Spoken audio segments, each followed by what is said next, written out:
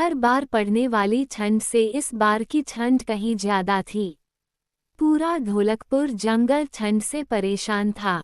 गज्जू हाथी, कुकू कोयल, ब्लैकी कौवा, चंपू गधा, मोंटी बंदर और चंपा लोमड़ी सब बस एक बढ़िया गर्मा गर्म घर बनाने में लगे थे। और फिर एक दिन चीकू खरगोश का घर बनकर तैयार हो जाता है। वो उसमें खुशी खुशी रहने लगता है। तभी एक दिन चंपा लोमड़ी वहां आती है और वो बहुत दुखी होकर चीकू खरगोश से कहती है, अरे चीकू खरगोश, तुम तो बहुत समझदार निकले। ठंड से बचने के लिए तुमने कितना बढ़िया घर बनाया है। अब क्या बताऊं चीकू खरगोश, ठंड इतनी पड़ रही कि मुझसे तो अब चाह कर भी अपना घर नहीं बना पा रहा। तो क्या चीकू खरगोश, कुछ दिनों के लिए तुम मुझे अपने साथ रख सकते हो? मैं तुम्हें बढ़िया बढ़िया खाना बनाकर खिलाऊंगी। चीकू खरगोश उसकी बात मान जाता है और उसे अपने साथ अपने घर में रहने देता है। पहले तो चंपा लोमड़ी कुछ दिन उसके घर में अच्छे से रहती है, फिर उसे एक चालाकी आती है। वो सोचती है क्यों न चीकू खरगोश को यहाँ से निकाल दूं। इतनी ठंड में उसके लिए भी खाना बनाना पड़ता है। बस यही सोचते हुए चंपा लोमड़ी चीकू खरगोश को उसके ही घर से निकाल देती है। चीकू खरगोश उसको खूब मनाता है, अरे चंपा, इतनी ठंड में मैं कहाँ जाऊंगा। लेकिन फिर भी चंपा उसकी बात नहीं मानती। दुखी होकर चीकू खरगोश को अपने घर से निकलना ही पड़ता है। तभी चीकू खरगोश मोंटी बंदर के पास जाता है और उसे चंपा के बारे में सब कुछ बताता है और उससे कहता है कि वो उसके साथ चले और चंपा को घर से बाहर निकाले।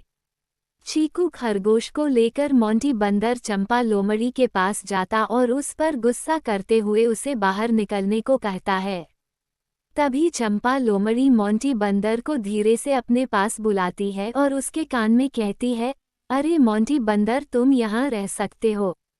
इतना गरम घर देखकर मोंटी बंदर चंपा लोमड़ी की बात मान जाता है और फिर दोनों मिलकर चीकू खरगोश को फिर बाहर निकाल देते हैं।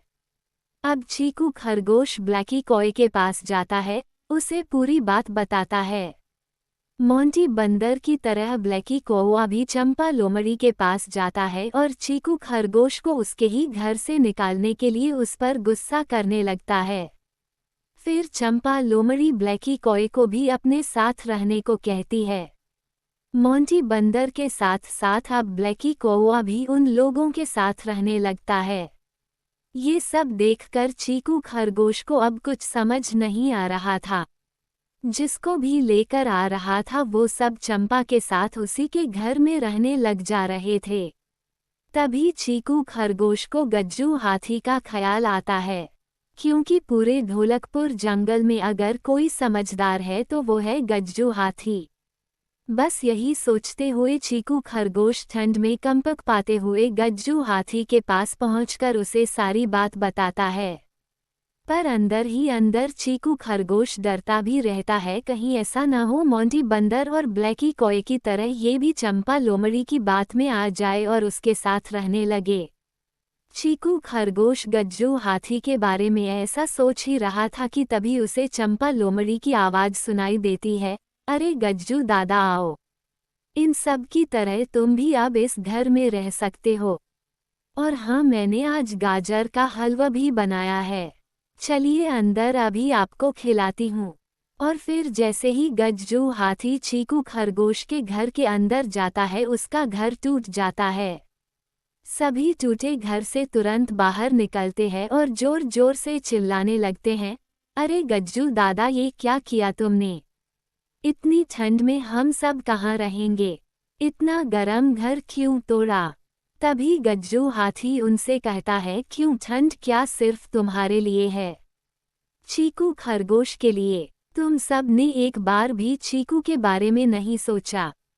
चलो चीकू खरगोश, जब तक तुम अपना नया घर नहीं बना लेते तब तक तुम मेरे साथ मेरे घर में रह सकते हो। और हाँ चीकू खरगोश, एक बात और ध्यान रखना, अब से किसी की बातों में आने से पहले उसका अच्छा बुरा जरूर सोच लेना, समझे? मोरल, हमें कभी भी किसी के साथ बुरा नहीं करना चाहिए, क्योंकि बुरे काम का नतीजा हमेशा बुरा ही होता है।